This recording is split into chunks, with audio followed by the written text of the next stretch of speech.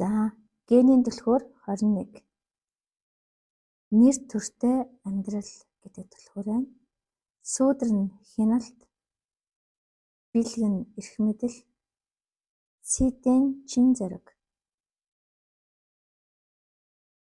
За тэг хослох түлхүүр нь 48 дахь генийн түлхүүр. Кодын цагирга нь болохоор хүмүүний цагирга. Хүмүүний цагирга дотор 10, 17, 21, 25, 38, 51 орно. Физиолог нь уушиг, амин хүчил нь аргинин гэж. За 21 дахь сүүдэр хяналт. Шатлан зарах ёс нуран үнсэн нь. Хүний үндсэн эрхийг зөрчиж асар их зөрчилдөөн үүсгэж болдог хүн төрлөختнийг бүрхсэн томоохон асуудлуудын нэг нь хяналт. Бүхэл хяналт нэг л асуудлаас ихтэй байдаг нь газар нутаг. Газар нутаг гэдгийг олон янзаар ойлгож болно. Нэгдүгээрт газар нутаг бол та өөрөө.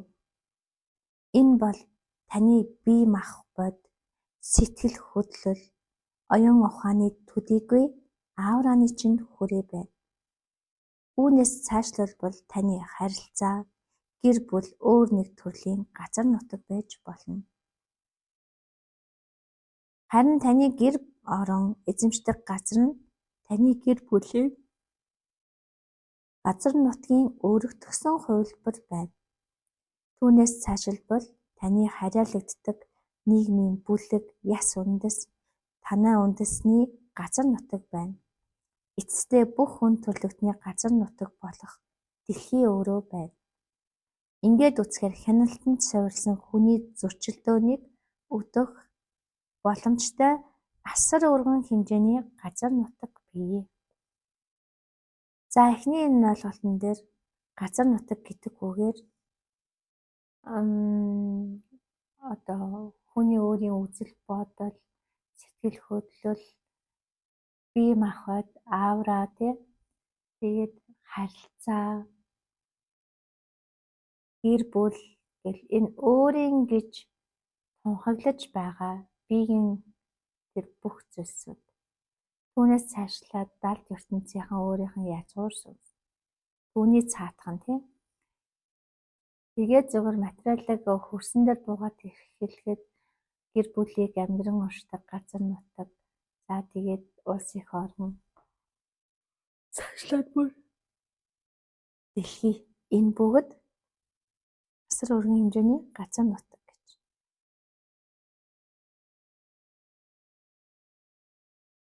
Нөгөө талаас таны амьдралын өөр нэгэн газар нутаг бол амьдралд тохиох үйл явдлууд буюу таны тэдгээрийг хянах гэсэн хүсэл байна.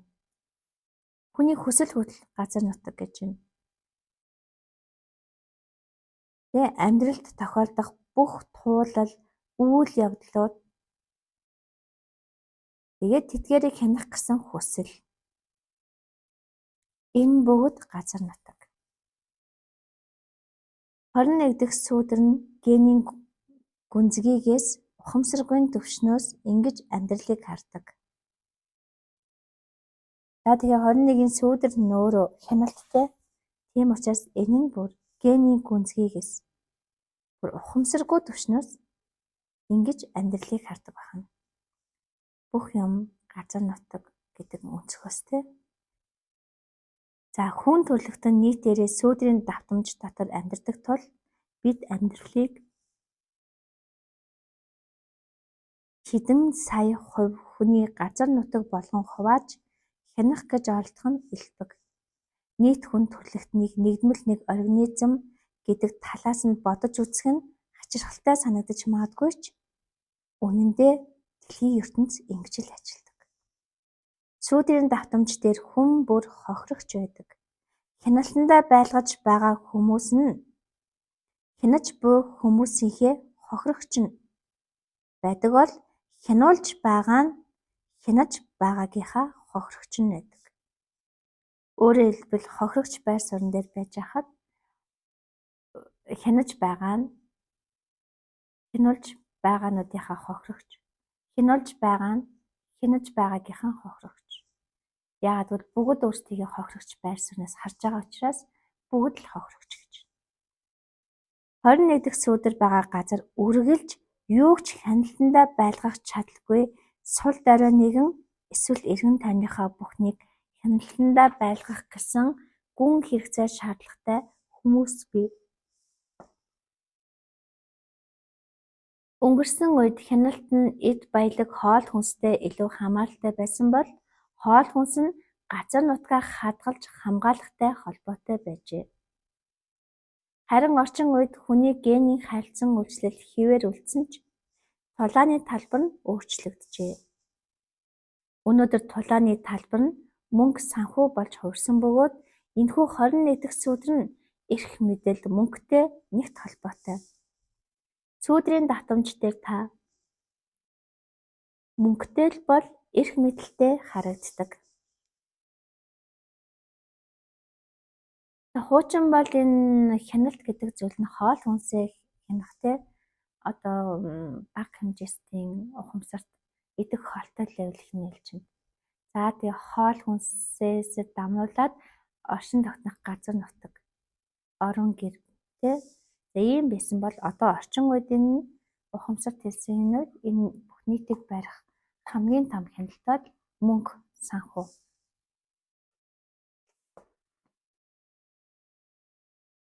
Гэсэн ч бэлгийн давтамж ба түүнээс дээш их давтамжууд дээр жинхэнэ хүч чадал нь мөнгөтэй ямар ч хамааралгүй болохыг ойлгоно. Хяналт, чангарал ба айдсын чанартай. Хяналт бидний бүхэл орчин тойронд хурцтмал байдал, хэл хязгааруудыг босгож байдаг. Үүнээс ч илүү уршигтай нь хянаж байгаа нэгэн байхад хянуулж байгаа нэгэн үргэлж байдаг тул шатлан захирах ёсыг хяналт бий болгодог. Хачирхалтай нь хянагч ба хянуулагч хоёрын хоорондох энэхүү харилцаа маш сайн ажилдаг. Энэ бол анги давхраг кастинг системийн суурь бөгөөд төгс утгаараа дээд анги давхаргын хүмүүс нь доод давхаргын хүмүүсээ хооллож хамгаалах үүрэг хариуцлага болж хувирсан. Манай гариг дээрх дийлэнх соёл иргэншлүүд хэдэн мянган жилийн турш энэ байдлаар ажиллаж ирсэн төдийгүй дийлэнх хэсэг нь энэхүү хуучин хэм маягаа хадгалсаар байна. Энэ бол хаан угсаа, гэр бүлийн эртний угсаа залгамжлалын тухай бидний ойлголтын суурь. Дөнгөж сайхнаас л их эдгээр нэн эртний системүүд хурц шүүмжлэлд өртснөөр хяналт эрх мэдэл нь айжмаар буурч эхэлсэн билээ. Шатлан захирах ёс уналтанд орж байгаагийн нэгэн шалтгаан нь барууны ертөнцийн дунд давхарга өсөж хөгжсөнтэй холбоотой. Гэсэн ч дунд давхарга өсөн нэмэгдэж байгаа нь хуучин системүүдтэй харьцуулахад тийм ч их үр өгөөж өгөхгүй байна. Харин тэдгээрийг дагаад олон асуудлууд урган гарч байна. Хизээнээс илүү гэр бүлүүд нэгнээсээ аслагдаж энэ ертөнцид гэр бүл зөвхөн амин хувийн ашиг сонирхлын төлөө болжээ. Хянан захирах хүслийн хяналтын талбар нь л өөрчлөгдсөн төдий энэ үед хяналт капитализмаар дамжуулан улам их хүчирхэгжжээ. Хяналтын тухай асуудал нь эцгийн эрхт ёстой холбоотой. Улс төр боловсролоос бизнес хүртэл эцгийн эрхт засаглалын хэлбэрүүд манай нийгмийн үндэс суурь болсон. Хяналтаа байлгаж байгаа хүмүүсийн дийлэнх нь эрх мэдэл мөнгөнд л сонирхолтой. Ба эрх мэдэл эсвэл мөнгөний сонирхолгүй хүмүүс нь ямар нэгэн үйлдэл хийхээргүй хэт номхон дуулууртай байна. Жинхэнэ алсын хараатай эрэмгий зоримог цөөн хэдэн хүмүүсийг эс тооцвол манай гаригийн жинхэнэ хүч чадалтай суудлууд хувийн ашиг сонирхолтой этгээдүүдээр дүүрчээ. Хувийн ашиг сонирхолтой этгээдүүд. Өөрөөр хэлбэл энэ сүүдрийн хэмжээст нь Хяналт гэдэг нь бүгд хувийн эрх ашигын сонирхолтой байдлаар нэгээс нөгөөдөө нөлөөлж байдаг.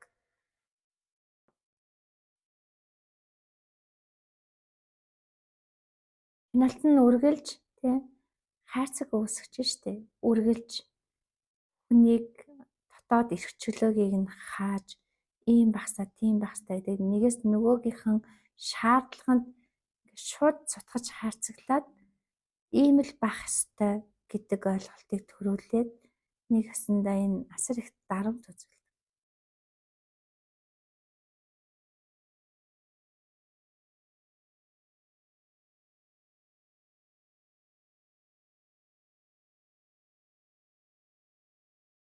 Хорин нэг дэх сүүдэр нь танд эцгийн эрхт системийг бааж дийлэхгүй мэт санагдуулах тул дийлэн хүмүүс илүү сайн сайхан ертөнцийг бүтээ гэсэн жинхэнэ алсын хараа бэлээ болохоос өмнө боомлогддог. Гэсэн ч шинэ давтамжийн анхны долгионууд энэ ертөнцид гарч ирж байна. Энэхүү генийн түлхүүрийн дээд давтамж дээр байгаа хүн эрх мэдэл, мөнгө эсвэл хяналтыг эрхшээх боломжтой байсан ч ийм сонирхолгүй учраас 21 дахь бэлэгтэй хүмүүс эрх мэдлийн суудалд суухын хэрээр хүчний тэнцвэр шилжинэ. Тэд нийгэмдээ л үйлчлэх жинхэнэ хүсэл сонирхолтой. Үүнээс гадна алсын хараагаа хэрэгжүүлэх эр зоригтой тул тэд л өөрчлөлтийг авчирч чадна. Ерөнхийдөө нэг хувийн эрх ашигаа баримтлаад явж байгаа хүмүүс яг энэ хяналтын системийг сурсан датсан сүүлийн зан чанараар гаргах учраас тэд хизээж өөрчлөлтийг авчрахгүй. Үргэлж нэг хэмжээсэд барьсаар л байх болно. Барих арга нь л элдв янзын байхаас биш хэмжээ сахиулах барилт хийх байх нь шүү дээ. Тэгвэл яг 21-ийн бэлэгтэй 21-ийн бэлэг болохоор эрх мэдэл. Тэгээд юу нь болохоор CD нь болохоор чин зориг. Энд хүрсэн хүмүүс энэ байдлыг эвдэж тэнцвэржүүлнэ гэж байна. Хяналтыг эрх мэдэл болж тэнцвэржүүлээд тэгээ одоо жинхэнэ өөрчлөлтийг авчирнаа гэж байна. Хяналт ба эрх мэдлийн тэгээд энэ хяналт гэдэг зүйл чинь хяналт тавьж байгаа хүн үргэлж уур уцаартай. Тэр уур уцаар нь мэдээж сүрэлзэгч чанарын айцаас нь гарна. Учир нь хянах гад байсан зүйл нь хяналтнаас нь гарахаар тэр хүний бүх айдас төрөөд тэгээд уур нь хурж бачимдаад уур уцаараараа айцсаараа түүнийг дахин нухчин даж барихыг хүсэж идэг. Тэгвэл баригдаж хяналтанд нь байгаа хэсэг өөрийн ирэхгүй дотоод эрх чөлөөний тэмүүлэлээр үүнээс нь гарах гэж өөрсдийн тэр эрх чөлөө гэдэг юмаа дотроосоо гүн мэдэрдэг. Тэгээд энэ хяналтнаас гарахын тулд тэмцэж эхэлдэг.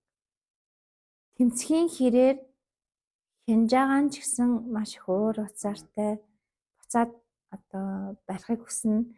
Барихыг хүссний хэрээр тэмцэхийг хүснэ. Гэт энэ хяналтын систем бол өөрөө байнгын зөрчлийг үүсгэж идэг. Байнгын хэрүүл, маргаан, байнгын нэг нь нөгөөгөө үгүйсгэж өөрсдийнхөө дотоод эрх чөлөө гэдэг зүйлийг тунхаглах. Тэгээд дээрэс нь би өөртөө эзэн гэж яхад нөгөөх нь би чамайг хянана гэдэг. Энэ хоёрын хаалцан тэмцэл нь ихсэх тусмаа бүр хүчтэй хуцадмал байдалд ороод энэ байдал нь бүр хүчирхэгжээд ирэхин хэмжээгээр эцсийн эцэст хяналт тавигдана гэсэн үг. Хяналт ба эрх мэдлийн тухай маш олон гажуу ойлголтууд бий. Цаанаасаа л бэлэг авьяастай манлайлагчид үргэлж байсаар байна. Гэвч дээд давтамжийн төвшөнд тэд манлайллыг үйлчлэл гэж хардаг. За мэдээж бэлэг түвшинд гараад ирэхээр бүх нийтийн төлөө гэдэг л үзэлтэй болно. Бүх нийтийг сайн сайхан болгох хүсэл тэмүүлэлтэй болно. Тэхийн тулд хүчээр айлгаж сүрдүүлж хянаж биш, харин тэднийг эрх мэдлээрээ манлайлах байдлаар өөрчилдөг байна. Тэдний хувьд тэдэнтэй хамт эсвэл доор нь үйлчилж байгаа хүмүүс үнэндээ доор нь байгаа биш, хажуу дэрэгдэн үйлчилж байна гэж үздэг. Хуучин системийн гол асуудал нь зааварчилалтаа биш, харин тухайн загвар доторх хүмүүсийн давтамжинд байгаа юм. Систем бүх хүмүүсийг яг байх ёстой газар нь тавьж чадсан л бол эцгийн эсвэл эхийн эрх гэж үгүй болно. Энэ үед систем сценарх буюу нэгдмэл чанартай болж өөрчлөгдөнө. Сценарх гэдэг нь грек хэлний хамтран захирах, эв нэгдлэр захирах гэсэн утгатай. Сценарх загварчлал дотор зарим хүмүүс бусдаасаа илүү эрх мэдэлтэй боловч хүн бүр эрх тэгш байдаг. Энэхүү эрх мэдэл нь айдсаас дээгүүр давтамж дээр оршдог. Буюу илүү хайрын дэд хүндлэлийн түвшинд л очино. Хүндлэгдэл бусдаасаа илүү эрх мэдэлтэй болж өөрийнхөө хэр бусдаа үйлчилж үн цэнээ өгч байгаагаас энэ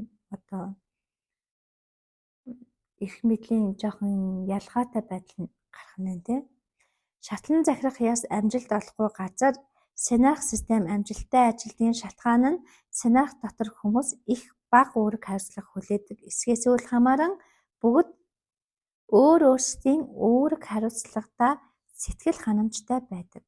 Ийм төрлийн загварчлалын бүрэн тайлбарыг 44 дахь генийн дэлгүүрээс үзэж болно гэж. Ер нь бол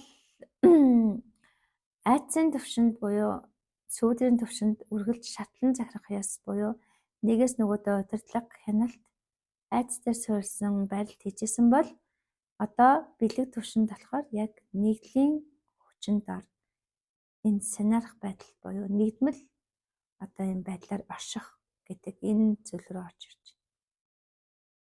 Тэгэд энд ямар ч айдас байхгүй, хүн болго өөрийнхөө үн цэнээ мэдэж жижиг томын ялгаа байхгүйгээр тэр жижигхэн үүрэг гүйцэтгэж байсан ч тэр бол тэндээ маш үн цэнтэй. Буюу хүн бүр өөрийнх нь дотор байх давтагдашгүй үн цэнээ олоод тэр хэмжээгээр бүгд бие биений хоорондоо харилцан хүндэтгэж дээр дор ялгаагүйгээр бүгд нэгдмэл ийм байдалтай оршдог.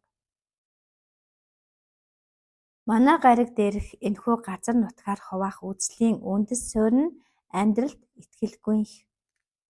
За амьдралдаа өөрөө өөрсөндөө итгэдэг энэ байдал нь дутмаг учраас ядаж ингээ хуваалтууд хийгээ өөрийн гэсэн тухтай орчин байдлыг бий болгоод тэрэндээ ингээд айдас багтай амьдрдаг байна шүү дээ. Хэрвээ хүн болгон өөрийнхөө үн цэнийг мэдрээд өөрөө өөртөө итгээд эхлэх юм бол ямар ч юм хил зааг гэж байхгүй болно. Би буюу хувь гэдэг тэр айцуд алга болно. Би л болж ивэл гэдэг тэр үзэл бодол энэ нөхцөлд ажиллах ойлгоно шүү дээ Энэ бол хүний жинхэнэ өвчин. Итгэлгүй байх гэдэг нь бол хүний жинхэнэ өвчин. Эрх мэдэл мөнгө санхүүгээр дамжуулан газар нутаг тогтоох, хянан засаглах нь энэ өвчний шинж тэмдэг төдий. 21 дахь сүүдрийн хослох түлхүүр нь хангалтгүй байдлын 48 дахь сүүдэр. Энэ сүүдэр нь газар нутаг дээгүүр хяналтаа алдах айдсын их үндэс байдаг. Бид өөрсдөө нэгэн бүхэл гэдгийг хараахан ухамсарлаагүй байна. Цаг хугацаанд болоход бид нийтээрээ хүмүүний нэгэн гэр бүл гэсэн үнэмлэхийн мөн чанараа таних, амьдралыг хяналтандаа байлгах гэсэн хүсэл ил аршина. Эцэстээ хяналтыг бүрэн тавьж явуулсан хүмүүст л хяналтын байр суурь өгөгдөх болно. Өөрөөр хэлбэл энэ хянах гээд байгаа хүслийг хангалтгүй байдлын 48 дахь сүүдэр өгдөг. Тэ одоо нэгдүгээрт өөрийнх нь ингээ барьж одоо хянаад байгаа зүйл яг өөрийнх нь төвшөнд бол хангалтгүй. Учир нь итгэлгүй байгаа.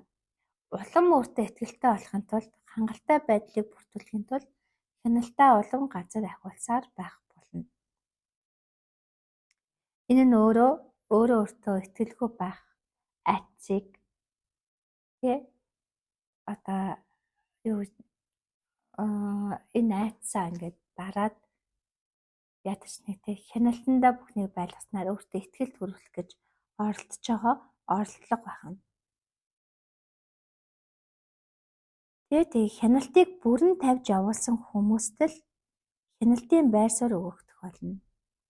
Өөрөөр хэлбэл өөрөө өөртөө итгэх итгэл ингээд бүр тулцсан хүмүүс тэртээ тэргөө бусд нь итгээд тэр хүнийг өргөмжилж одоо тэр нэгдлийг удирдах жинхэнэ хүндлэл суурьтай, хайр суурьтай, манлайлал одоо үзүүлж чадах үз. Яг тэр өөрхөн одоо үн цэнээр нь өргөж хянаж өгөөч те биднийг авч аваач бид нэр удирдлаганд орчин байя гэж хүлээн зөвшөөрдөг байна шүү дээ. Эцэстээ амьдралыг бүрэн тавьж явуулсан хүмүүс эцэстээ хяналтыг бүрэн тавьж явуулсан хүмүүст л хяналтын байр суурь өгөгдөх болно. Эдгээр хүмүүс ирээдүйд бидний бизнес, төр засаг, хүний нийгмийн бүх шатны манлайлагчид болох учиртай. Газар нутаг ба бусдын амьдрал дээгүүрх хяналтаа үргэлжлүүлэн тас атгах гэсэн хүмүүс эцэстээ өөрөө өөртөөгөө л тэмцэлтэн байгаагаа ухаарна. Өөрөөр хэлбэл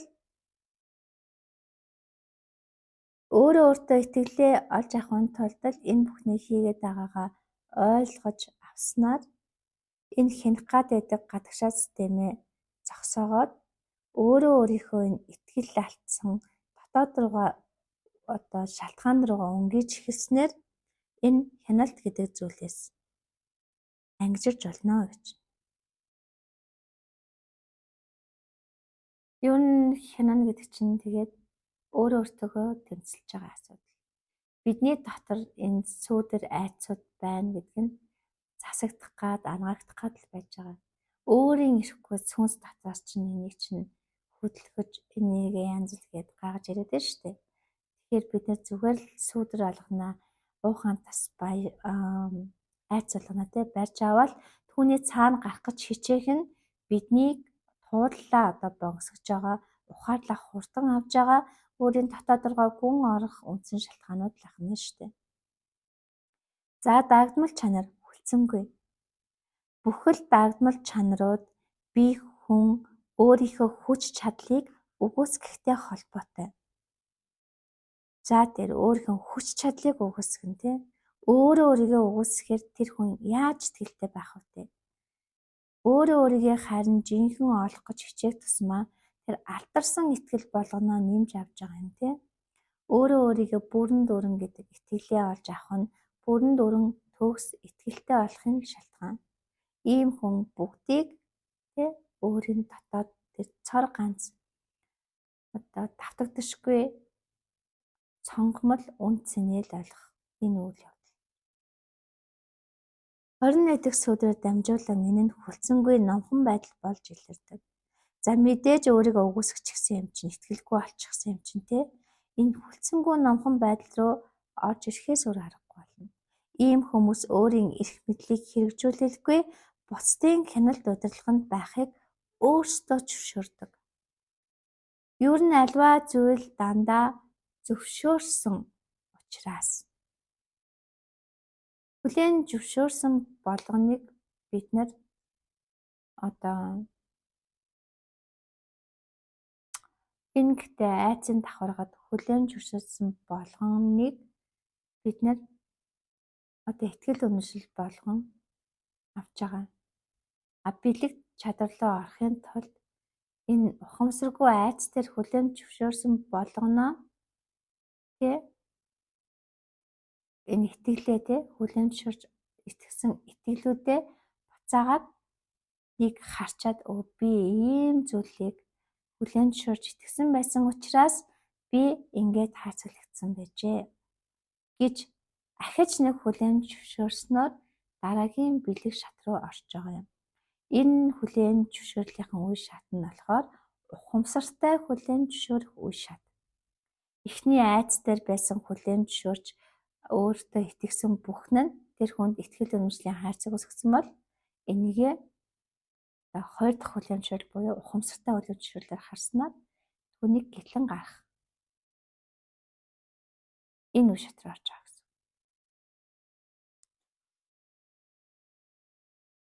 Түүнчлэн дагдмал чанар нь амьдралаа удирдан явуулах хяналтаасаа зайлсхийж одоо бүр өөрөө өөрийнхөө амьдралыг удирдах, өөрийгөө хянах хяналтаасаа зайлсхийж амьдрал альч зүгт хөтөлсөн түүнд хариуцлага хүлээхийг хүсдэггүй. Өөрөөр хэлбэл өөртөө итгэлгүй хүмүүс юу ч хийж чадахгүй. Юу ч хийж чадахгүй гэдэг байр суурьлаа ороод ирэх тусмаа тэд ямар ч үүрэг хариуцлага хүргэх чадваргүй. Энийг мэдэрдэг учраас энэ хариуцлагаас зайлсхийж бусдын хяналтанд орж ядаж бусдын далбаанд орж өөртөө нэг бусдын итгэлээр амьдрах тэр байр суурь руу ордог байх нь өөрт байхгүй учраас.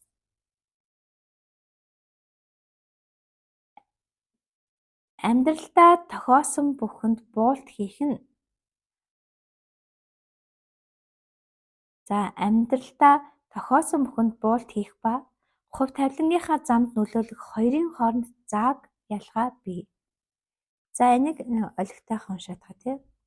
Амьдралдаа тохиосон бүхэнд буулт хийх ба хувь тавилангийнхаа замд нөлөөлөх хоёрын хооронд зааг ялгаа бий.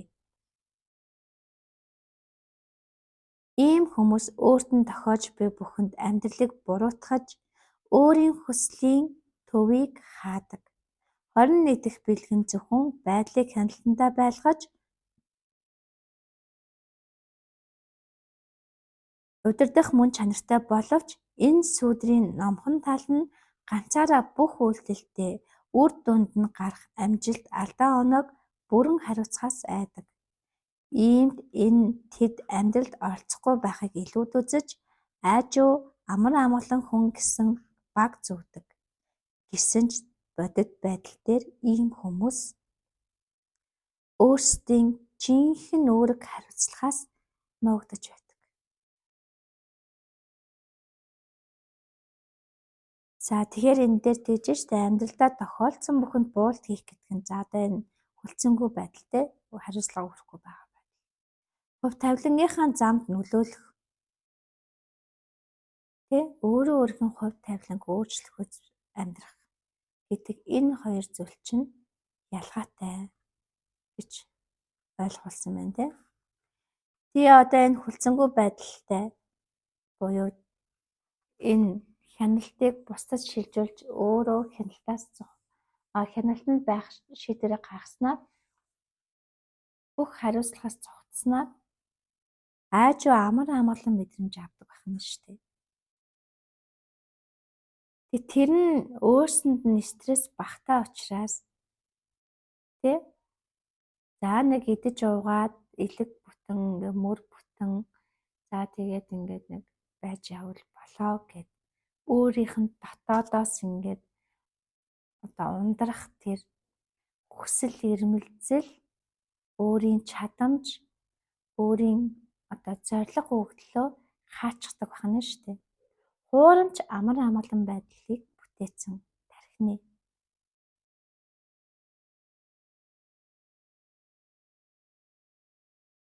Сүрэлзэгч чанар захирангүй. Дагтгаараа бүр хүлцэнгүй болчихно, сүрэлзэхөөрөө захирангүй болчихно. Энэ дагмал чанар, сүрэлзэгч чанар гэдэг чинь нэг юмны энэ айцыг мэдэрсэн хоёр туйлт байдлыг илэрхийлээд байгаа шүү дээ. Хорин нэгдэх сүудрийн нөгөө тал нь аливааг эрхшээн захирах гэсэн хүчтэй хэрэгцээ шаардлага. Тэднийг заримдаа бүхнийг хяналтандаа байлгах харгалзагч өвчтэй гэх нь бий. Тэд эргэн тойрныхаа ямар ч зүйлийг хяналтаасаа гарахыг зөвшөөрч чадахгүй тул уур хилэндээ маш хүчтэй автсан байдаг. Дагнал чанар нь хит сулбар бол сөвлөгч чанар нь хит чанга бачуу байдаг. Ийм хүмүүс өөрсдөө л эхлүүлээгүй бол өөрсдөлд шинжилэлтийг хүлээж авч чаддаггүй. Өөрсдөө л хийх юм бол хүлээж авдаг. Өөрсдөө хийгээгүй л хүлээж авч чадахгүй. Учир нь хяналтаас нь гарчихсан. Бусдын хийх, санаачлах, өөрхөн хяналтаас гарсан хэмжээний үйл явдал дээр зүгээр л уур нь хүрээл бачуурал өөрхөн энэ дотор байгаа тэр итгэл үнэмшлээ тулган шаардаад бүх арга барилаар буцаагаад бүх байдлыг хумиж хяналтандаа оруулахын тулд энэ хүмүүс зүгээр л өөрөө өөрсдийгөө алж идэг. Хөгжүүлэхгүй. Тэгээд дээрэс нь бусдын хөгжил дэвшлийг барьж идэг. Гүн гүнзгий хяналтанд орно байгаа амьдралын зааг хязгаарыг хэн нэгэн давах юм бол дотроо хураас нь чангарал, уур хилэн нь тесрэх бөмбөг мэт дэлбэрэх аюултай. Ийм үн чанар шатлан заграх ёс эсвэл ёс зүйн хувьд илүү өндөр байр суурьнд суух замаар эрх мэдлээ алдалгүй хэрэгжүүлэхийг эрмэлздэг. За иймэрхүү хяналтыг бүр хүчтэй барьдаг. Энэ сүүдэр давтамж нь бүр аль болох өндөр эрх мэдэл рүү тэмүүлж хамгийн оройг нь бол ацалтах. Тэгжээж энэ бүх юм хянах учраас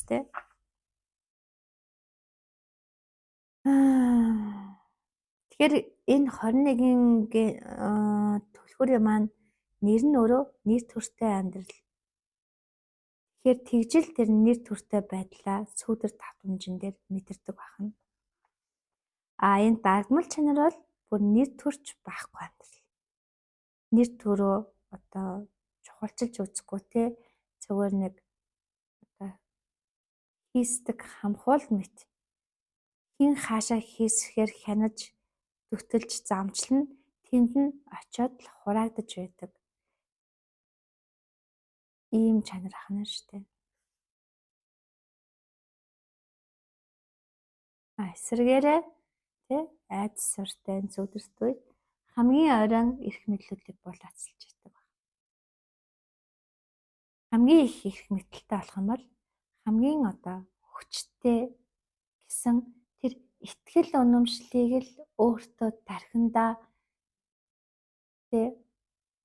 авчиж нэг жаахан санаа намрах гэдэг штэ. Учир нь өөрөө итгэлгүй учраас дотор нь сүүдэр давтамжинд ч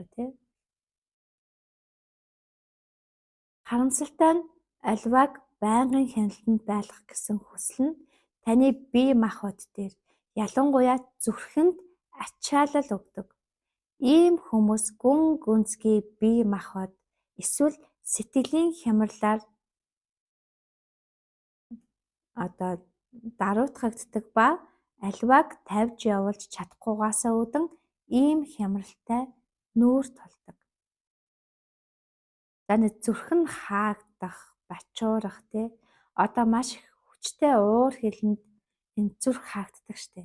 Зүрх нь бүр ачаалаад дэлгээ болох хэмжээний хүртэл тийм их уур хилэнг, тийм их эрчмийн гадагшлуулалт эрх мэдэлд нь байхгүй хяналтаас нь гарчхаар бүр тэгтлээ их бачуурах, тэгтлээ их айх энэ чи айх шүү дээ.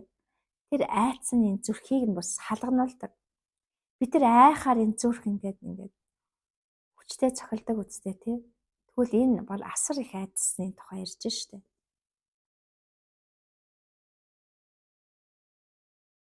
Тэгээд маш хүчтэй сэтгэлийн хямралд орно.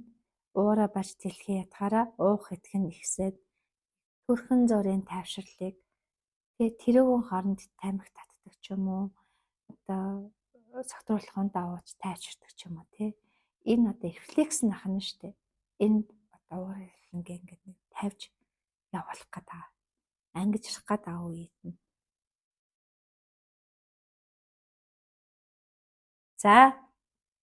За сүүдэр нэм байлаа. Тэгвэл 21 дахь бэлэг. Эрх мэдэл. Дуулууртай байдлын эрх мэдэл. За ийм нэртэй. За эрх мэдлийн бэлэг нь дотроосоо илрэх мөн чанартай.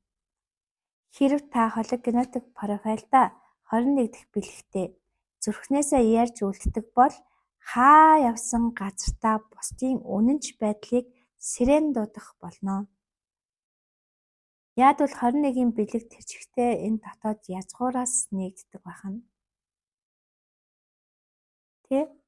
Тэгээд зүрхнээсээ ярьж үлддэг нэгэн бол энэ язгуураасаа язгуурынхаа энэ хүч чадлаар язгуурын итгэлээр энэ бүхнээ ярьдаг бол хаа явсан газартаа бусдын үнэнч байдлыг сэргээн дуудах болно. Үнэнч гэдэг үг чинь өөрөө юу гэсэн үг вэ? Үнэн байдлыг эрхэмлэгч. Худал хуурмгаас ангиж ирэгч. Тэр үнэн зүйл одоо дагагч гэсэн утгатай шүү дээ. Үннийг эрхэмлэгч.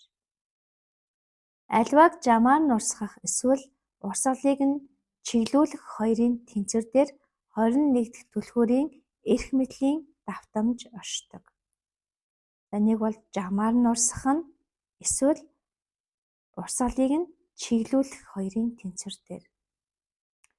Эрх мэдэл бол хүний санаа зорилгоор тодорхойлогддог давтамж. Хэрэв та 21 дахь сүүдрийн шатлсан суурин дээр эрх мэдлээ хэрэгжүүлэх гэж оролдвол хяналт айдсаар захирна. Хяналт айдас хоёр хизээж үнэнч байдлыг дагуулдаггүй. Таныг тойрон хүрээлэгчид үнэнч мэт харагдавч нөхцөл байдал эргэхэд тэдний үнэнч байдал дэндүү амархан өөр зүгт шилжинэ. Хайрын давтамж айдсын давтамжаас хавьгүй өндөр байгаа газар жинхэнэ үнэнч байдал оршин тогтноно. Ийм хүмүүст бусд нь эрх мэдлийг өгдөг ба энэ бол эрх мэдлийн гол утга учир. Эрх мэдлийг хүн хүслээрээ эрхшээх боломжгүй. Харин зөвхөн итгэл найдвараар л олж авдаг зүйл. За тэгэхээр айдас суурьтай үед хүссэн хүсээгүй хяналтаар л удирдана. Хүссэн хүсээгүй. Тэр л тэнд тохирно. Харин айдас дэшээ хайрын давтамж руу ороод ирэх үед бусдад өгөх итгэлийн хэмжээгээр бусдын итгэлийг дотроос нь өрдөж гаргах тэр үнэнч байдал. Үүгээр нь одоо эрх мэдлээ олж авдаг гэж. Тэгээд эрх мэдлийг хүссэн хүн болгон үнийг хизээж авах боломжгүй.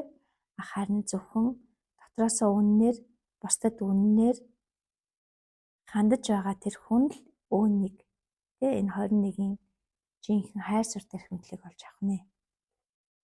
Тэгээд тэр нь зөвхөн итгэл найдвараар олж авдаг зүйл. Эрх мэдэл нь аавра давхрах дээр хоёр хүний хооронд эсвэл нэг хүн ба хэсэг бүлэг хүмүүсийн хооронд үйлчилдэг. Жинхэнэ эрх мэдэл хянан захирахын оронд нэгтгэдэг. Бидний нийгмийн суурь болсон эзэн ба үйлчлэгчийн мөн чанараас үүнийг сайн ойлгож болно. Эрх мэдлийн байр сууринд байгаа дуулууртай үйлчлэлийн байр суурин дээр байгаа хүн хоёрын хооронд хамгийн гүн гүнзгий харилцаа үүсдэг.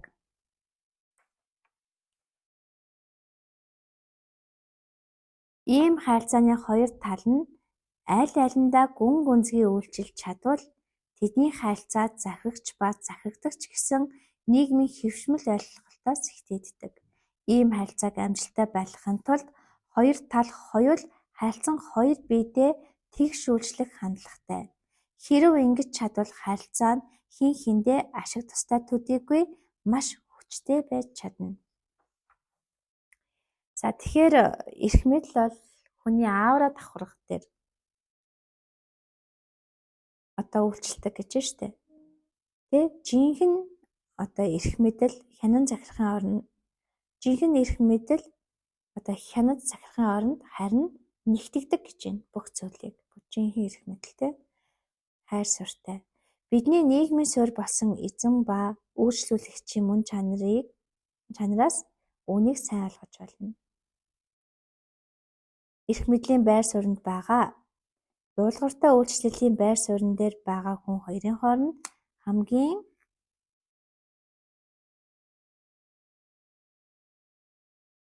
гүн гүнзгий харилцаа үүсдэг. Өөрөөр хэлбэл бүгд хайр суурьтай. Тэгээд нэг нь илүү эрх мэдэлтэй тэр нь хайраар өргөгдсөн эрх мэдэл. Нөгөөх нь нөгөөгөөс арай бага эрх мэдэлтэй байсан ч гэсэн тэр хоёр хүн хоёулаа бие биедээ өгч чадах бүх зүйлсээ өгж байгаа энэ үед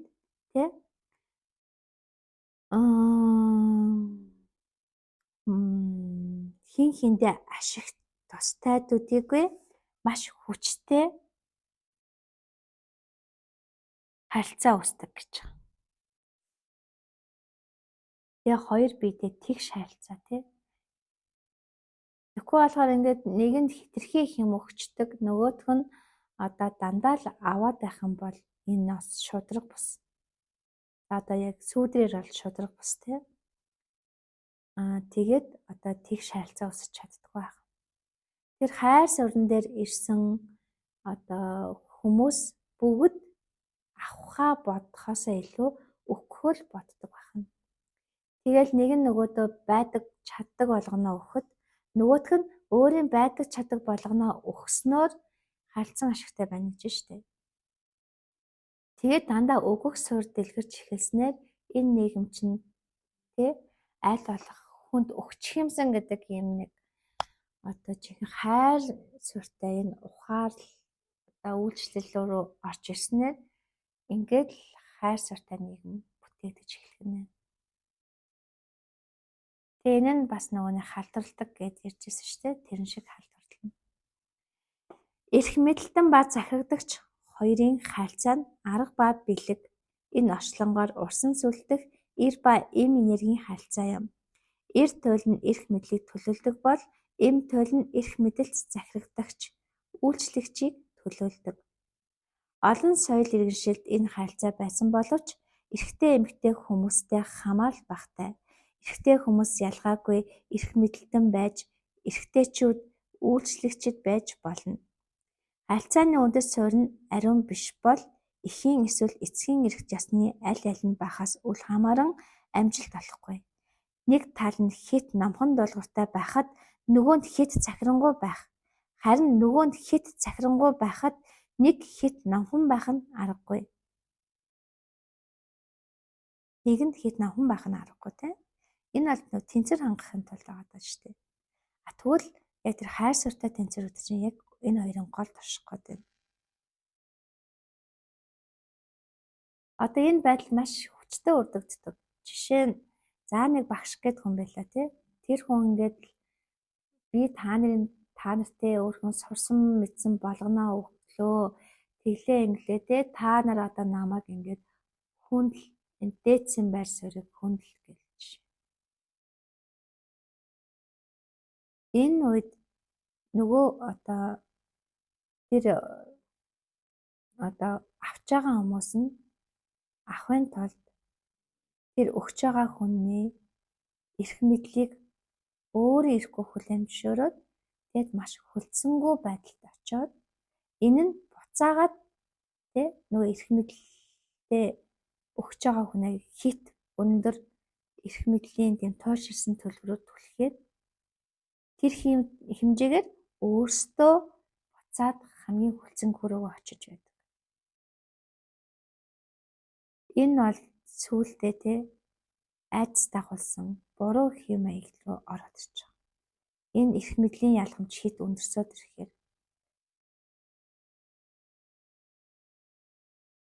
Ийм төрлийн тэнцвэргүй байдал ямарваа хэмжээгээр байгаа л бол 21 дахь генийн түлхүүрийн цүүдрийн илрэл гэж ойлгож болно.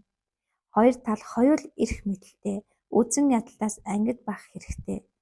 Архетипуудын торгон тэнцвэр бол 21 дахь бэлгийн дээд давтамжийн гол шинж чанар. За одоо нөгөө мөн чанарууд одоо энэ 64 мөн чанар байна шүү дээ тий. Эдний торгон тэнцвэр гэдэг нь яг энэ 21 дахь бэлгийн дээд давтамжийн гол шинж нь.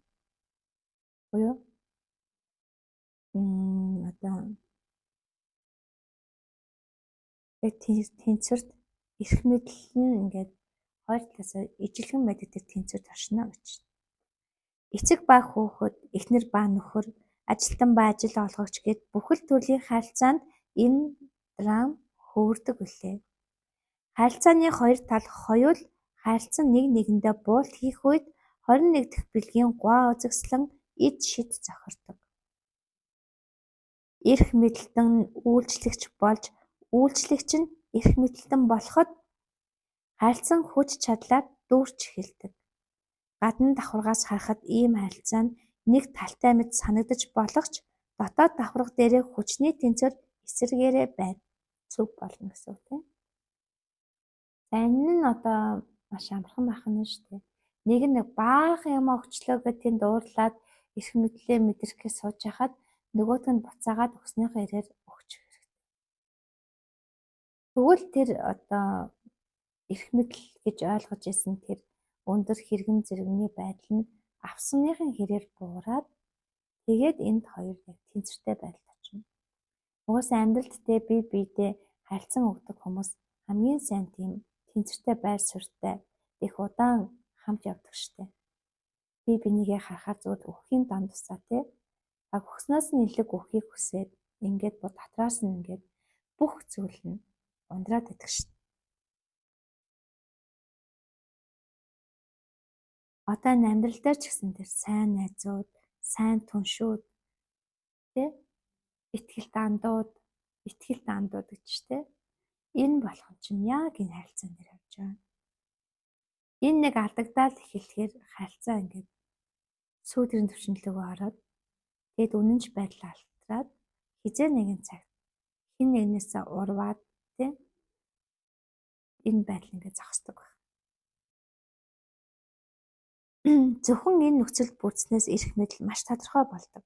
Томоохон бүлэг хүмүүс, нийгмийн бүлгүүд, компани, цэрэг, айрамд хүртэл эрх мэдэлтэй нь удирдуулж буй хүмүүсээ бүрэн төлөөлж сэтгэлийн холбоо тогтоож чадвал ийм харилцаа хүмүүсийг нэгтгэн нийлүүлж чин үнэнч байдлыг нь сэргээн дууддаг.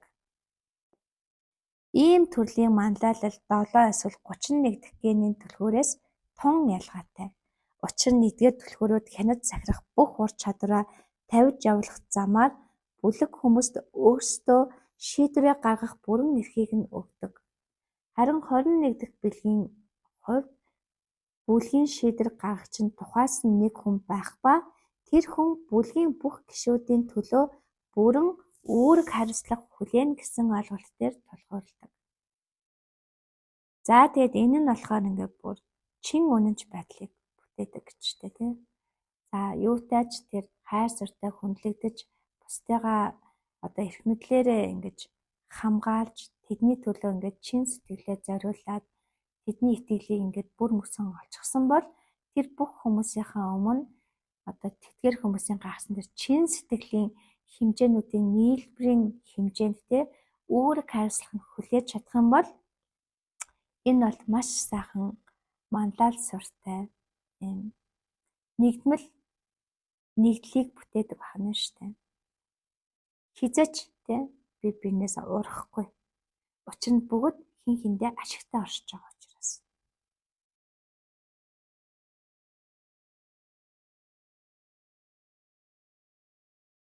Хүний генийн матриц дотор олон төрлийн манлайллын арга хэлбэрүүд бий. 31 дахь бэлэг нь бүлгийн дуу хоолойг төлөөлдөг. Бол 7 дахь бэлэг нь бүлгийн зүрх сэтгэлийг, харин 21 дахь бэлэг нь бүлгийн хүслийг төлөөлдөг. За одоо энэ дээр ингэж штэ жишээ нь 31 дахь бэлгийн бүлгийн дуу хоолойг нь төлөөлдөг. Одоо бүлгийн өмнөөс дугардаг одоо нэг тийм өөрсдийнх нь дуу хоолойг өргөхөд дундаасаа тий хамгийн одоо ихтэй тэр хүн сонгодог тий чадвартай өөрсдөө төлөөлж чадах зүйл. Харин 27 дахь бэлэг нь бүлгийн зүрх сэтгэлийг төлөөлж чадах үз. Тэгвэл 21 дахь бэлэг нь бүлгийн хүслийг төлөөлдөг гэж. Энэ хүсэл гэдэг зүйл чинь биднийг урагшин төлөх хүч нь болж байдаг учраас хүслээрээ нэгдэх тий хүслээ биелүүлэх одоо нэг ижил зарлах хүсэлтэй хүмүүс нэгдчих юм бол тэр хүслээ биелүүлэх харилцан ашигтай байдал үүсчдэг байна шүү дээ.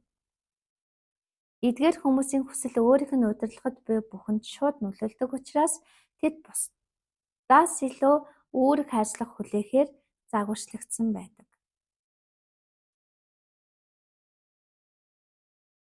Захирагдаж байгаа хүмүүс нь эрх мэдэл авахар сонгогдсон хүнээрээ төлөөлүүлэхийг хүсдэгт гол онцлог нь оршино. Энэ төрлийн харилцаанууд хангалттай дээд татамж дээр ажиллахад эрх мэдэлтэй нэгэн өөрийг нь дагалдагчдын хүслийг дамжуулагч болж хувирдаг. Ингэж чадсан үед чандад хальдаг. Ийм харилцаанууд хаанч яснаас илүү ураг төрлийн ёстой ойр. Хамгийн дээд татамжууд дээр эрх мэдэлтэй нэгэн тухайн шатлал дотор өөрөөс нь доор байрлах хүмүүстэйгээ тогтмол нөхөрлөдөг байх учиртай. Ингэж соёл иргэншлийн хэвшмэл ойлголт хэм хэмжээнээс хитэдэн уусан нэгдэж чадсан тохиолдолд хамгийн дээд сүнслэг оршихуйнууд хүний бүлэг дээр буун ирдэг. За тэгэхээр энэ өндөр хэмжээсийн энэ эрх мэдэл нь үргэлж доод хэмжээсийн хинтээж байсан нөхөрлөж хөдлөж чаддаг байна шүү дээ. Тийм учраас тэр нөхөрлийн хэмжээнд орж чаддаг учраас тэр өндөр дээд хэмжээсийн одоо тэр чин хүслийг тээсэн одоо энэ бэлэг төвшнийг буулгаж ирснээр хүмүүс энэ дотоодоос хүсэж ирмэлзэл нь бий болоод тэгээд дотоод хүслээрээ нэгдээд ирэхээрээ яг энэ өөрийн цар ганц тэр үн цэнэ нэлэрч эхэлдэг байна шүү дээ.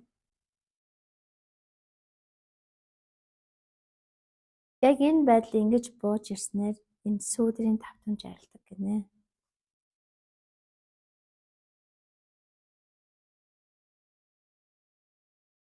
Хорин нэгдэх генийн түлхүүрийг өргөн генетикийн бүл кодон цагиргахын хүрээнд харуул илүү сайн ойлгох болно.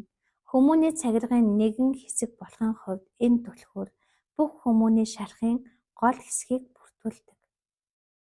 Энэ цагиргыг бүрдүүлэгч генийн түлхүүрүүд хүмүүний зүрхэн дэх энэ ариун шарх бидний бүхэл зовлон шаналлын учир шалтгааныг тайлж чадна. Одоо энэ дотор байгаа хүмүүний цагирг дотор байгаа 6 бүлэг 6 код. Хүмүүний ариун шарх буюу анхдагч авсан тэр шархнаас үүдэлтэй одоо хүртэл шархлаа явж байгаа энэ шархыг ангааж чадна. Дандаа зүрхэн үрдэн дээр одоо ажилтдаг ийм кодууд байна. Тэгээ энэ 21 дахь генийн түлхүүрийн сүүдрээс үүдсэн энэ хяналт гэдэг одоо байдлаас болоод хүмүүний зүрхүүд маш их шархалсан байдаг гэж байна шүү дээ. Яагаад зүрх шархлаад байгаа гэхээр тэр дотоод хүсэл мөрөөдлийг нь өөрийн тэр нэг зааг хязгаараараа хянаад хаачиж байгаа хгүй гаргахгүй тэгээд маш тийм зовлонтой төөрөлдсөн байдалд орно хянуулаад байгаа хүмүүс нь. Шатлан захирах яс хүнд хөдлөгтний хамгийн эртний шархуудын нэг бөгөөд бидний зовлон шаналлын бусад хэсгийн нэгэн адил зөвхөн хайраар ангаагдах учиртай. Энэхүү генийн түлхүүрийн дээд үйлслүүдийг идэвхжүүлэхийн тулд агуу зориг танд хэрэгтэй. Эрх мэдлэр эсвэл дуулууртай байдлын алин багаас үл хамааран өөр бусдын өмнө бүрэн буулт хийхийн тулд хүн маш хүчтэй байх хэрэгтэй. За энийг дахиад нэг уншаад байгаа юм шиг. Тэгээ энэхүү генийн түлхүүрийн дээд үйлчлүүлэлүүд буюу энэ бэлэг CD түвшнийг нь идэвхжүүлэхийн тулд маш өндөр хэмжээний зориг хэрэгтэй гэж штэ. Тэгээ эрх мэдлэр эсвэл дуулууртай байдлын алин байхаас үл хамааран тийм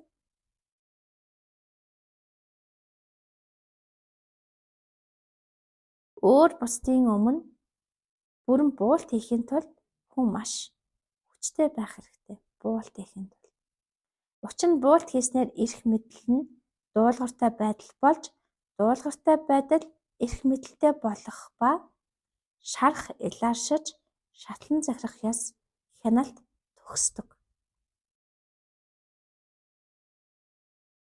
За одоо яг энэ хяналтын систем дээр те одоо жишээ нь сөрвөлзөгч байдлын одоо бүх уур хэлнэ гэж бадарсан маш хүчтэй хянах системийн нэг туйл нь тийм хамгийн одоо тэгэж хүлцэнгүй байдалд орон ортлоо хянагдсныхаа тэр байр суурилоо одоо буулт хийж уучлал гуйж тийм өөрөө тэр дуулууртай байдлын төвшөнд очиж нөгөө хүнээ сонсож тийм ойлгож ухаарснаар харин нөгөө дуулууртай байдалд утчихсан хүлцэнгүй болчихсон хүн нь нөгөө хүндээ өөрийнхөө одоо айцаас үүдэлтэй тий энэ хянал одоо өөрийгөө хяндаг өөрийгөө одоо энэ дардаг энэ байдлаа илэрхийлж хэлснээр өөрт нь жоохон эрх мэдэл үүснэ гэсэн. Нэг хасандаа хоёр туйл байраас солино. Гэхдээ эхлээд хамгийн хянж байгаа нь хянагдж байгаагийнхан оронд өөрөө очиж түүнийг ойлгох явдал. Энэ нь өөрөө маш их зоригийг шаарддаг байна. Мэдээж хянж байгаа эрх мэдэлтэй хүн тэр доошоо очоод хянагдж байгаа нэгнийг ойлгох төвшөнд очоод нөгөө хүнээ өөрөөсөө илүү эрх мэдэлтэй төвшөнд оруулаад үгийг нь сонсож хүлцэнгүй байна гэдг нь өөрөө яг энэ эрх мэдэлтэй хүмүүсийн хувьд асар их зориг байдаг байхгүй. Одоо манайхан яг сонгуулийн сурталчилгаа болохоор ерөнхийлөгч нэг ядуу айлд ороод гурилтай шүлээдээд тэгээд нөгөө айлын одоо хөгшин хөвөө айлын гэрийн эзэн эзэгтэй нарыг сонсоод сууж байхтай адилхан ийм процесс. Тэгвэл энэ яагаад энэ сонгуулийн сурталчилгаа болов тэгвэл хичнээн өндөр хамгийн эрх мэдэлтэй түвшнээс буугаад таныг сонсноо. Таныг одоо таны энэ дотор байгаа чин хүслийг биелүүлэхийн тулд бид нэр ажиллана гэдэг ийм буулт хийсэн байдлаар буулт хийж өгснөөр магадгүй тэр хүлцэнгүй сул дараа хамгийн дор дарагдсан тэр хүмүүс түүнд саналаа өгч итгэлээ өгөх баг. Энэ бол босон ч гэсэн энэ хүний айлд очоод ийм хоол идээд тэгээд энэ одоо үгийн сонсож гин гэдгийг хараад тэр хүнд итгэлэнд хүрч итгэлээ өгөх. Ерөөсөө энэ сонгогдох чинь тэр жигтэй итгэл суурьтай явж байгаа шүү дээ. Тэгээд орой дээр нь гарчаад эрх мэдлийн суурин дээр очичоод харин жинхэнэ тэр хайр сууриараа өгч чадчихвал тэр хүн насан туршдаач тэр эрх мэдлийг атгаад суух бүрэн боломж нь нээлттэй. Тэгвэл яг ийм хүмүүс нь ингээл үргэлжлээл сонгогдоод явдаг. Ийм болохын тулд зарим нь одоо ийм чадвартай гэдгийг харуулахын тулд асар их мөнгө зарцуулаад өөрсдийгөө сүүдэр төвшнөөсөө гаргаагүйж одоо ийм гэж итгүүлэхийг хичээдэг байна шүү дээ. За 21 дахь CD чин зориг.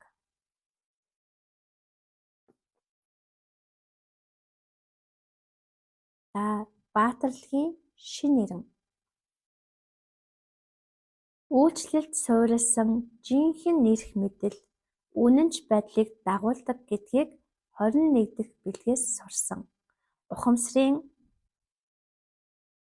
хамгийн дээд түвшинд энэхүү хайр, хүчний хослол нь эрх мэдэл бол тэр чигтээ хүч, тийм үү? За тэгэхээр яах нь ухамсарын хамгийн дээд түвшинд энэхүү хайр, ухамсарын хамгийн дээд түвшинд гэж байна шүү.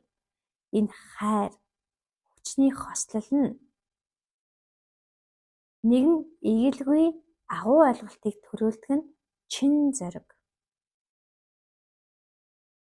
Чин зориг гэхээр цэргүүдийн дайн тулааны үеэр гаргадаг чин зориг гэж бид нар ойлгодог. Мэдээж энэ дүрслэл нь зөвч CD төвшөнд чин зориг гэдэг нь муу мухайгийн эсрэг сөрөн зогсох эр зоригийн тухай ойлголтоос ялгаатай. Чин зориг бол 21 дахь генийн түлхүүрийн хамгийн дээд үйлдэл. Энэ бол таны генетикийн тусгай химийн хослолоор дэлхийн ертөнц рүү цацах амьд энергийн давхарга юм. Чин зориг бол сурвалжит байдлын үр дүн билээ. За тэгвэл энэ чин зориг гэдэг ойлголт нь таны генетикийн тусгай химийн хослолоор дэлхийн ертөнц рүү цацрах амьд энергийн давхарга. Энэ чин зориг амьд энергийн давхарга. За нэг цаашаа уншъя те. Тэгээ чин зориг бол сурвалжит байдлын үр дүн билээ. Сурвалжит байдлыг ойлгохын тулд хүний хувь тавилангийн орон зайд гүн шумбах хэрэгтэй. Хүн төрөлхтний соёл иргэншлийн түүх, нийтлэг дард ухамсарт эрэгтэй эмэгтэй хүний хамгийн дээд нөхц болцоог төлөөлөх хаан эсвэл хатны дүр дархлагдсан байдаг. Сурвалжит байдлыг хааны удам ухсаа генетикийн давуу байдалтай холбож ойлгодог ч цаг үеийн ирэхээр хүн төрөлхтөн сурвалжит байдлыг тодорхой нэг хүний дүрээр тусган харах нь түгээмэл байсаар ирсэн. Сурвалжит байдал нь ухтаа хүний гар ухсаанаас илүүтэй. Түүний зан чанар байгаа байдалтай илүү холбоотой. За тэгэхээр нөгөө сурвалжит язгууртан өдр гэж ярьдаг те. Тэр чинь тэр хүний удам ухсаа тэгээд гарал ухсаа гэхээс илүүтэйгээр тэр хүний зан чанар байгаа байдлаараа үнэхээр тэр өндөр татамжийн хайрыг, үнэхээр тэр өндөр татамжийн хүч чадлын ингээд бусдын төлөө ингээд маш амьдлаг байдлаар тэдэнд ингээд маш тийм амьдлаг эрчмээр тархах нь энэ сурвалжит байдал гэдэг үгэнд ороод байгаа юм.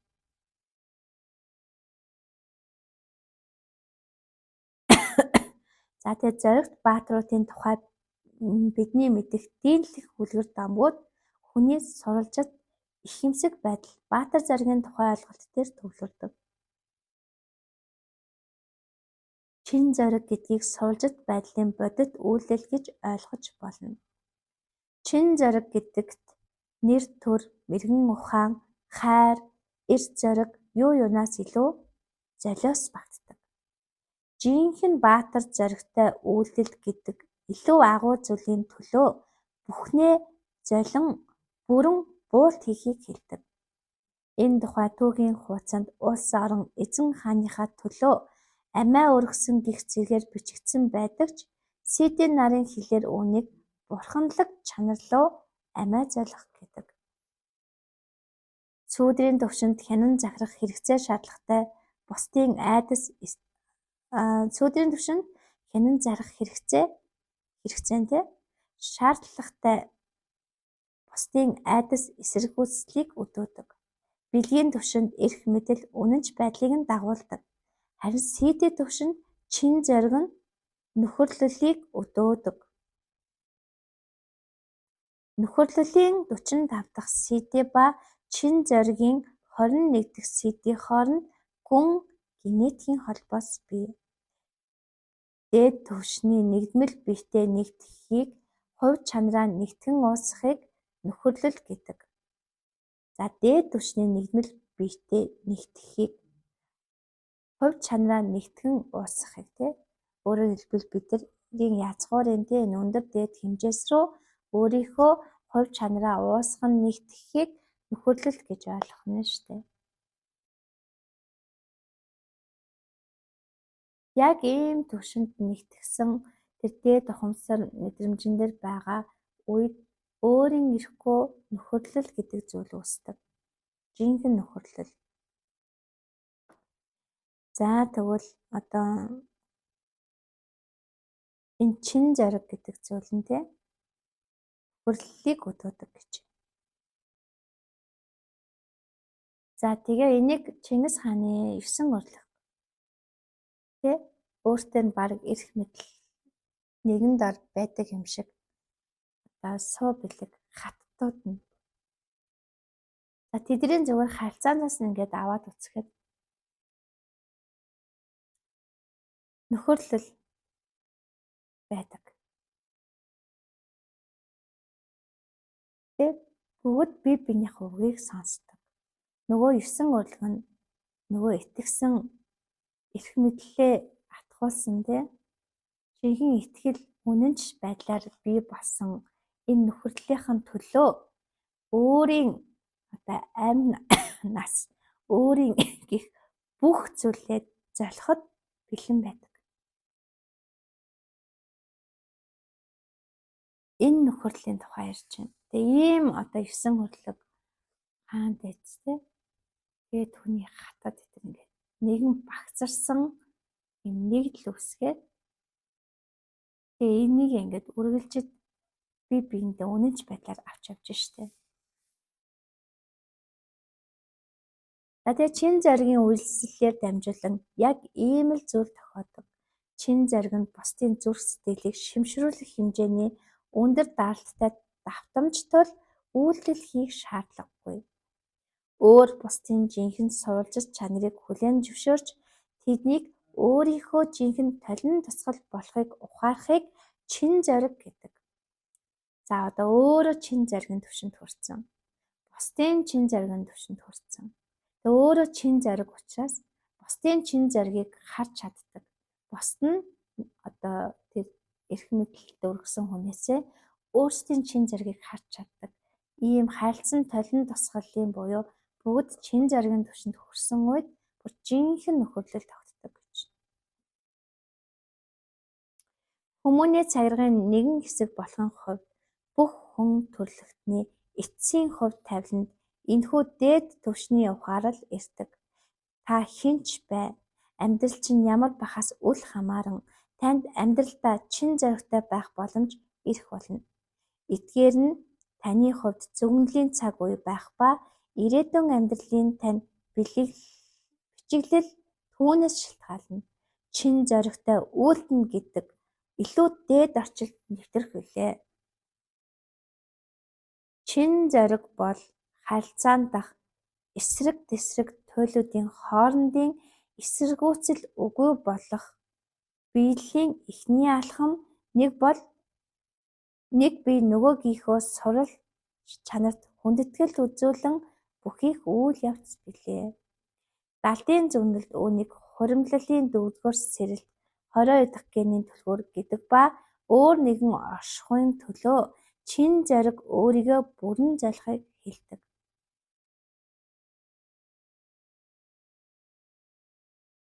Энэ бол цахиргаан шатлал доторх үүрэг хариуцлагынхаа хяналтыг бүрэн тавьж явуулах үйл явц.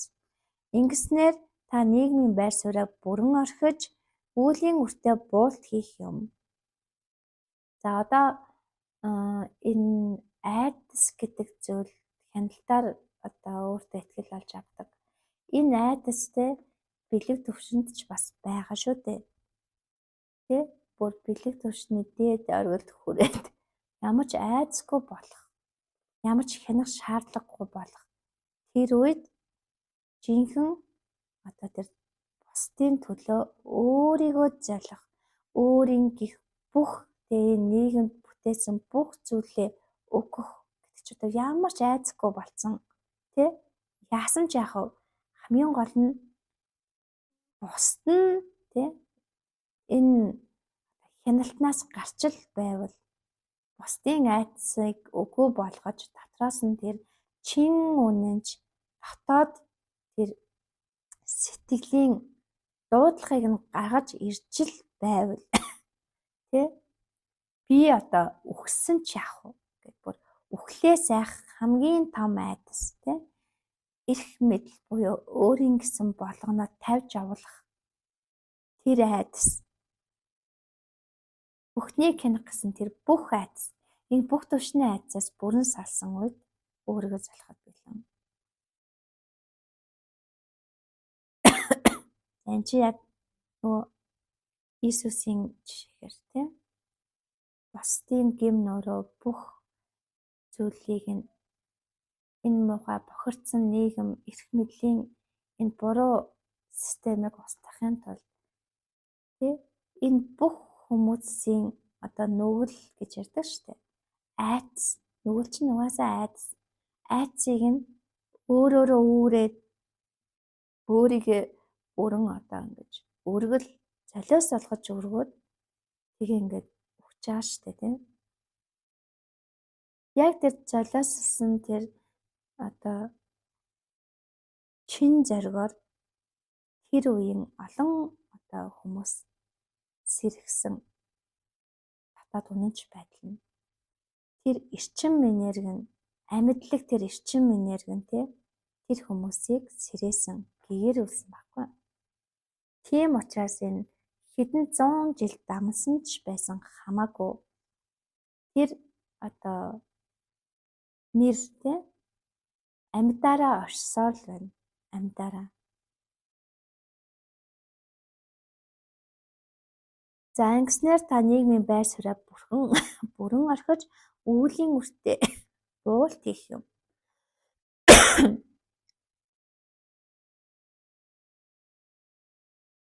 Үүлийн үр мөрөөсөө ч айхгүй болоод түүндээ бүр доошоо орж буулт хийснээр түүнийг эсэргүүцэх шаардлага болж байгаа.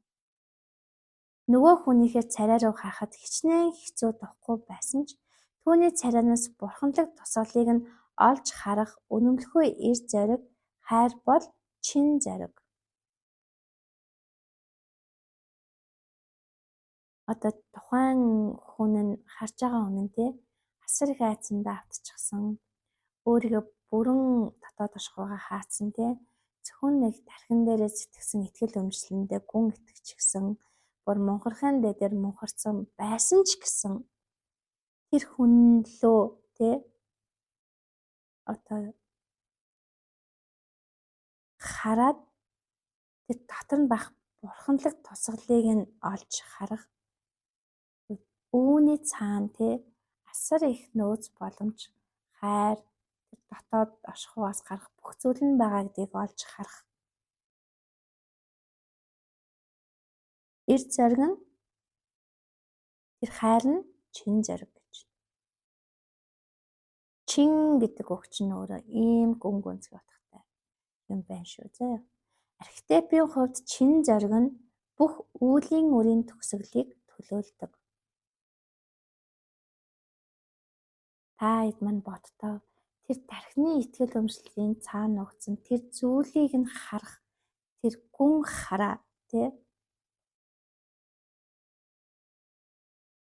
тийм одоо хинээч одоо цугтдаг тэр зүйлийг харчаад түүний төлөө өөрийгөө зольж тэдний тэр дотоодод итгэх итгэлээрээ дотоод итгэлийг нь өрдөн тэр их итгэлийн амьд эрчим энергээр үүлийн үрийг нь өсгдөг гэж. Гэвч түүний өмнөх бүх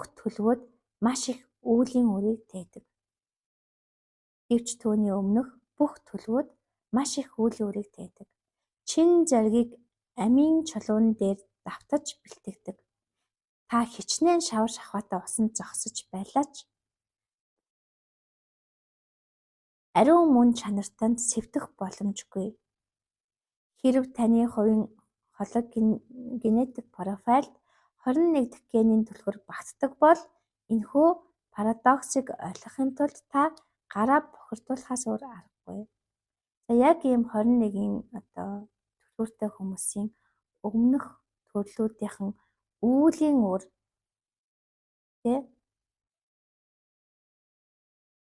маш их байдаг гэж. Маш их үйл өөрийг тээдэг. Тэр маш их үүлийн үрийг тээжиж тэр чин зоригийг амийн чулуун дээр буюу амны чулуун дээр давтаж бэлтгэдэг байна. Тэр их маш их үүлийн үрийг үүвч тээж энэ дотроос тэр өөрийнх нь дотоодыг олж чадсан ийм их өндөр твсэр төвчээр холыг харах байдал, итгэл тэр их үүлийн үрийн араас өөрийн дотоодоо олох тэр итгэл гэдэг энэ тууллыг маш олон төрлийн авалтанда хийсэн байдаг гэж. Тэр их үүлийн үрийг давсан учраас түүнийхээ хэмжээнд ямар ч үүлийн үртэй хүний цаатахыг олж харах гүн ойлгох, ухаарах түвшинд очдог байна. Энэхүү сэдвээр дамжуулан сэрсэн мастер нэгэн болохын тулд үлгэрлэлээр манлайлах учиртай. Хамгийн хатуу хяналттай шатлан захирах тогтолцоон дотор амьдрахын хүнд хэцүүг та мэддэг байх хэрэгтэй. Хүний хянан захирах хэрэгцээ, хяналтаа алдах айдсын гүн гүнзгийг та ойлгох хэрэгтэй. Тэгэхээр энэ хянан захирах хяналтаа алдах айдас чинь итгэлгүй байдлаа мэдрэхээс айх айдастай л холбоотой байгаа шүү дээ. Тэгээ итгэлээ олохын тулд ингээд хяндаг.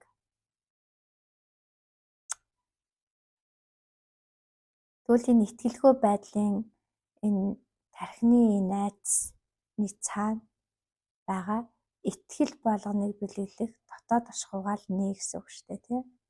Энэхүү сэдвээр дамжуулан сэрсэн мастер нэгэн болохын тулд үлгэрлэлээр манлайлагч нь давхар. Үлгэрлэл өөрөө манлайлах.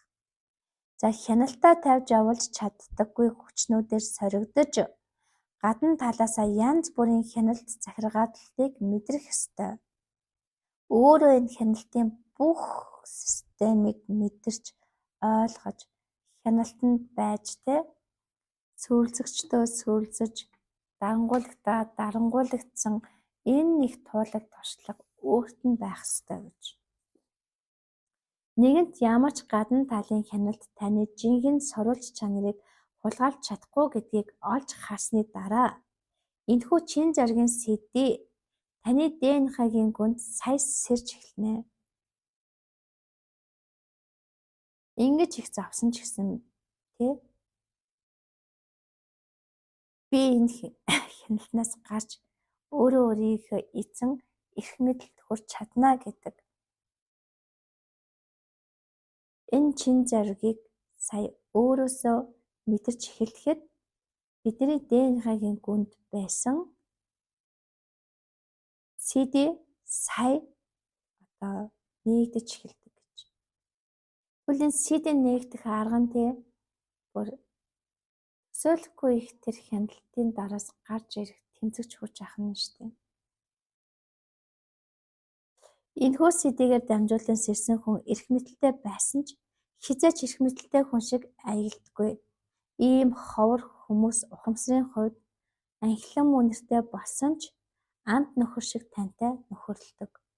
Чин зоригийн сэдвийн энэхүү даруй чанар нь хүний ийм гүн гүнзгий нөхөрлөлийг бүтээдэг.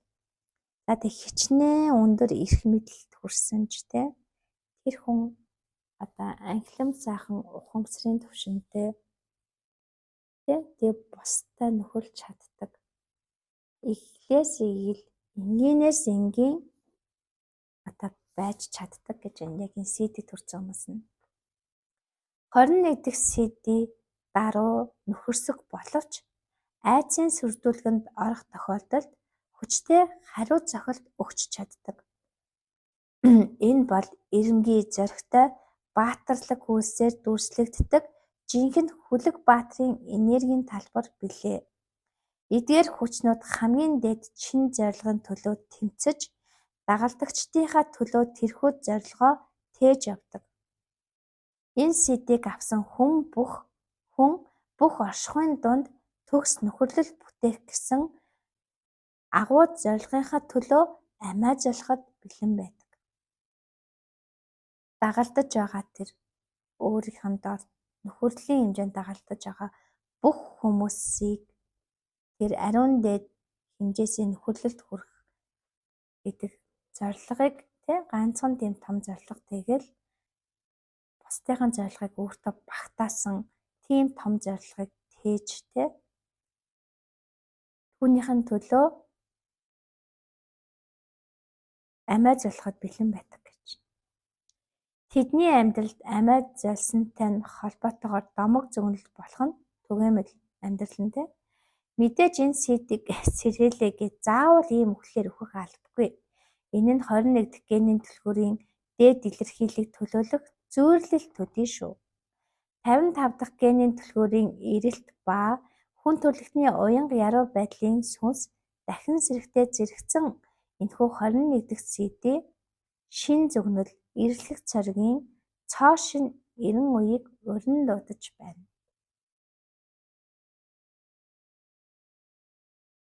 За тэгэхээр нөгөө 55 бол мөн адилхан сүүдрээсээ дэвшлэх замаар одоо өөрийн хамгийн тэр төгс төгөлдөр CD төвшинлөө мацдаг штэ. Энтэй адилхан 21 бас ингэж яваад тэгээ цоо шин тэр гоё эрен нийгмийг бүтээж түүнийг урин дуудаж чаддгаа гэж. Эрт туйл нь эм туйлд буулт хийж байгаа зүрлэлээс чин заргийн огт чанарыг харж болно. За эрт туйл нь бол эрх мэдлэлтэй. Эм туйл нь эрх мэдлийг одоо хүлээн зөвшөөрөх хэсэг нь буюу дагалдагч нар нь тэгэхээр одоо чин заргийн огт чанар гэдэг нь хамгийн эрх мэдлэлтэй нь дагалдагчтайгаа нэг төвшөнд очих. Бидэртэй нөхөрлөх гэдэг л ийм ог шинтэй яах. 21 дахь CD-ийн хослох түлхүүр нь бурханлаг эм чанарын одоо архетип болсон мэрэгэн ухааны 48 дахь CD юм. За тэгээ 21-ийн CD-ийн хослох түлхүүр нь бурханлаг эм чанар буюу бурханлаг одоо мэрэгэн ухааны 48 дахь CD юм. Иймд чин зориг нь хяналтаа итгэл найдварт бүрэн өгч буулт хийхийг төлөөлдөг. Хяналтаа итгэл найдварт бүрэн өгч буулт хийхийг төлөөлдөг. Ингэж буулт хийснээр эртний олон бүтээлийн домогт өгүүлсний дагуу эм хүч нь эр хүчийг бүрэн өгөө хийдэг. Эрт туйл, эм туйлд бүрэн буулт хийснээр харилцан үүрэг хариуцлага туйлуудын байр солигдож нөхөрлөл бүрэн гүйцэлддэг. Хачирхалтай нэггүй бурханлаг нийтлэлийн үр дүнд эр хүч эсрэг туйлаар бүрэн цэнэглэгдэж хүчирхэгждэг.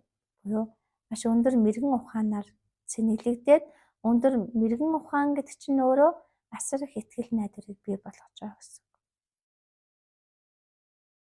Өөрөөр хэлбэл эр хүч нь эм хүчинд бүрэн буулт хийснээр сая хүлэгт баатрын хэрмийг хүртэж хүч чадлыг олдог. Энэ нь шууд утгаараа эрэгтэй эмэгтэй хүмүүсийн тухай биш харин дотоод үнний дүрслэл гэдгийг ойлгох нь чухал. Өөрөөр хэлбэл арга тал нь бэлэг талдаа бүрэн буулт хийж арга талчин л тэр хянах эрх мэдэл одоо энэ чин зориг багтаа штэ Тэгвэл тэр бэлэг талдаа бүрэн буулт хийж тэр мэргэн ухааныг хүлээн зөвшөөрч авснаар жинхэнэ Хүлэгт баатрын хэрмийг хүртэж хүч чадлыг олдог. Тэгэхээр эрх мэдэл гэдэг зүйл чинь мэргэн ухааныг дор сөгдөж эхэлснээр тий мэргэн ухааныг одоо өөрөөсөө илүү гэж одоо дагаж эхэлснээр жинхэнэ одоо тэр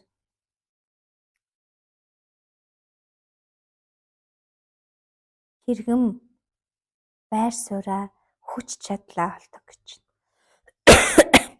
Энэ нь шууд утгаараа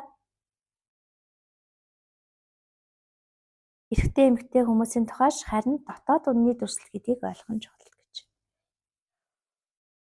Эцэст нь доод биегээс дээд биеийн үл мэдэгдэх ертөнц рүү үхэхэд шаардагдах эрс зориг, хайрыг чин зоригийн хүч хэмээн дүгнэж болно.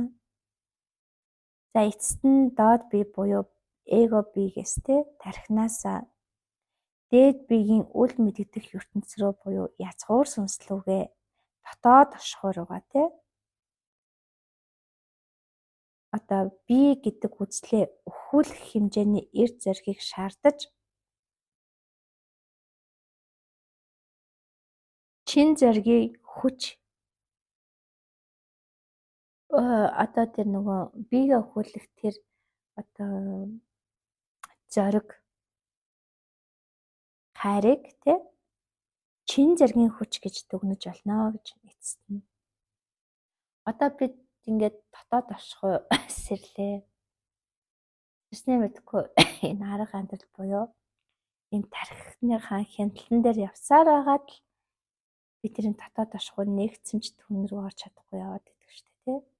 Тэр түүн рүү орохын тулд тэр эго буюу би гэж үзэж байгаа үзэл, бодол, итгэл, үнэмшил, мэдрэмж, айдас тэр сурсан мэдсэн бүхний үгүйсгэж өхүүлж иж энэ дотоод оршихуйгаа бүрэн нэвтэрч орноо.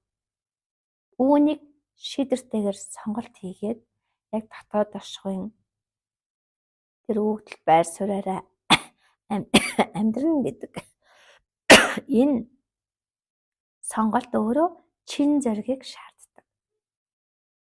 Учир нь энэ бас тийм ч амаргүй туулал тийм ээ. За тэгэхээр одоо нэр төртэй амьдрал гэдэг чинь явж энэ дотоод оршихуйн өндөр хэмжээстийн амьдрал байх нэ. Тэгээ сүүдэр төвшөндөө бол хяналтаар илэрдэг. Бэлэг төвшөндөө бол хайр суртаа эрх мэдлээр илэрдэг. Сэдэд төвшөндөө бол бүгдийн нүглийг үүрч чадах үйс өөрөө өөрийнхөө амьд золиосоор бүхний дотоод оршихуйг нээх тэр чин хүсэл зоригоор илэрдэг байна.